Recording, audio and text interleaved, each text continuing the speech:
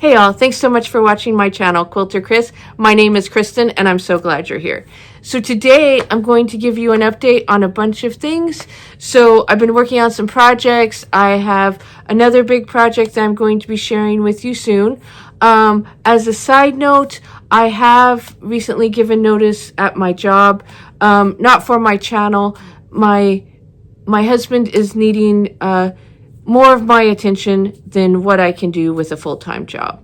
So at this point, I have given notice, and how that will affect the channel, I'm not sure yet.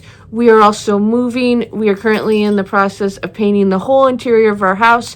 So as you can imagine, there's a lot of chaos and craziness that's going on. So you'll probably see some changes in my background.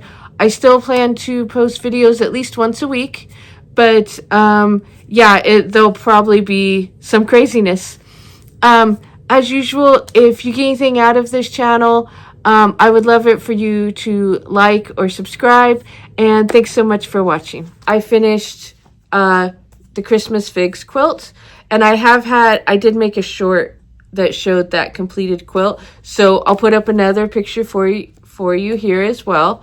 But I finished this quilt.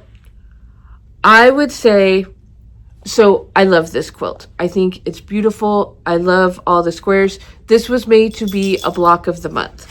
These are not always easy quilt blocks. I would say this is for an advanced quilter.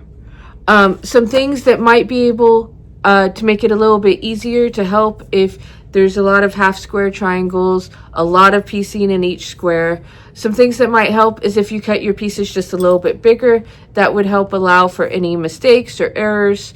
Really just take your time with it, right? Understand that there's going to be some complicated blocks in it and that they will take some time. I think each block took me about 4 to 6 hours to complete. So there are 20 blocks. So we can do the math, was that 180 hours? And I haven't even quilted it yet. So yeah, that's this one. Would I do it again? So I won't keep the book, but I do think the quilt is just beautiful. So I would, if you really like this kind of piecing, it's kind of a classic quilt design. I would highly recommend it. I think you'll be really happy with it. I have some pictures of the completed quilt, but this is that Christmas quilt. And I finished quilting it because I don't know if you remember this quilt. I was getting ready to quilt it when my long arm had the issues. And so I didn't get finished by Christmas, but I was trying out some ruler work on it. And again, I'll show you the pictures and you can look at it. This was my first ruler work quilt. I really love it. I think you can definitely tell it's my first one, but after it's been washed and everything. So if you look here, you can kind of see the roof pieces. And I was so worried because I felt like they were kind of off, and maybe they are, but when it's all done, you can't even tell. Like, I was worrying for no reason. Not all of my lines were perfectly straight, but again, no one who's looking at this quilt has a ruler to it. At least I hope not.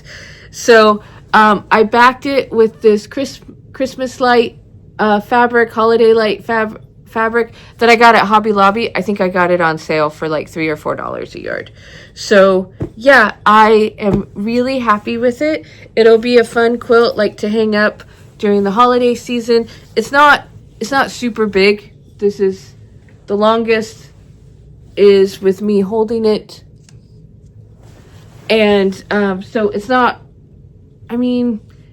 quite a lap quilt. I wanted to say while I'm bringing this up, so this, I binded this quilt with scrap binding, and I don't think I have talked about this much. So if you remember, this quilt came in the holiday sew sampler box, the special holiday edition. And so in order to get the finishing kit for it, you had to pay extra. I did not pay extra. I just used what I had.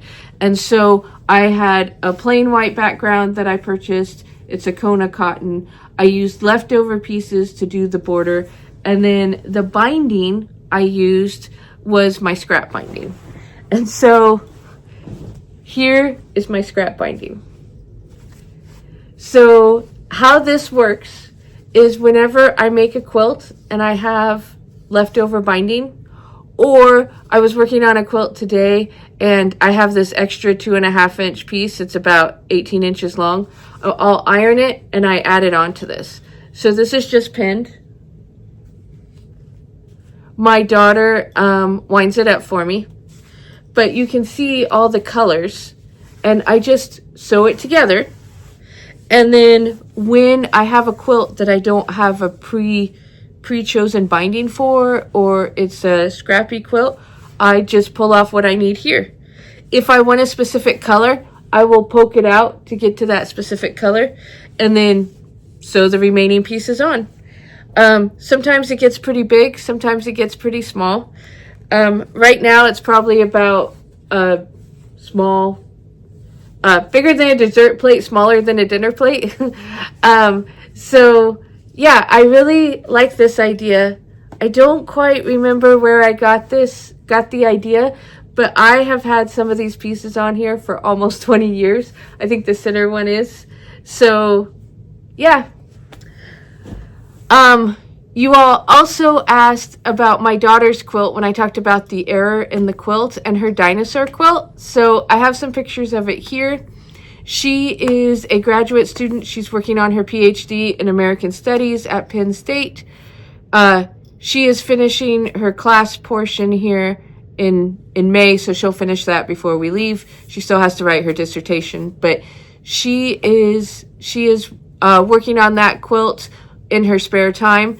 So she was the one who came and asked me about the mistake. So this is her adorable dinosaur quilt. This quilt it was actually a kit that I had. I was cleaning out my stash. I asked her if it might be something she would want to do. She jumped at it. So she's been working on it. This is an Elizabeth Hartman quilt kit. So next, what's coming up next? What else have I done? So Scarecrow quilt. I am so close to finishing this top. So I will have some pictures right here, and you can see I've gotten a lot done. I don't have too much more to do. I think I have the rake to do. I'm working on his shoes now, and I have to do the milk can and the pumpkin that's on the side. But I am really proud of this one. I really love it. It's adorable. So, yeah, that's what I've been working on. What's coming up? So, I'm going to do a t-shirt quilt. So, this t-shirt quilt will be very basic. What happened was one of my other daughters, this is for my daughter Sarah, she's actually active duty. When she was a little girl, about 7 or 8, she loved American Girl dolls. And her first American Girl doll was Julie. And so I purchased her the doll, and she loved the doll, and it was great. Well, we started being able to travel more. As she got older and we had a little bit more money, her and I traveled more. And we traveled around to several of the American Girl doll stores, and she purchased t-shirts. And I will show them to you. So we purchased t-shirts at all the stores. So we have, I think you can see here, we have a stack of t-shirts. So she just turned 23 last month, and she has been waiting for me to make these. Now, what I found when I went through them the other day is that I only have 8 t-shirts. So really, I would need 9 to make a 3x3 quilt. There's not a great configuration on a t-shirt quilt for 2x4. I'd have to do like some wide borders or something like that, and I'm not going to do that. So I call this a basic t-shirt quilt because I had the foresight. She hadn't wanted to wear these, she had just wanted to collect them. So I had the foresight of purchasing them all in the same size. So these are, all of these t-shirts are the same size. And I haven't washed them yet. They're the same length, the same width, the same everything. So I have lucked out. But I will do a whole video where I cut it out, and then I'm going to, these shirts are different colors. There's purple, those are the same, red, some other purple, white. But the American Girl colors are usually red, blue, purple, white. So I have this fabric that I'm going to use to go with it to be the sashing, and then I'm also going to make a 9th square. I'm going to just piece it. So I'm not quite sure if I'll have it in the middle or if I'll put it in a corner. I haven't decided yet. But I will show you how I cut the t-shirts and the interfacing that I use and all of that in a quick video. But keep in mind, I have done other t-shirt quilts, and sometimes the shirts are different sizes or the image on there is different sizes. So this is going to be very basic. It will not be like that. So most of these images are all the same size. The shirts are all the same size. They're all brand new shirts. So, but I think it'll be very basic to kind of give everyone a good idea on how to do that, because we all love saving and preserving our memories, right? Okay, so that was a whole lot of info. I so appreciate you watching today. I would love to hear what you are working on. Let me know in the comments. Thank you again for watching. I really appreciate each and every one of you. Bye-bye now.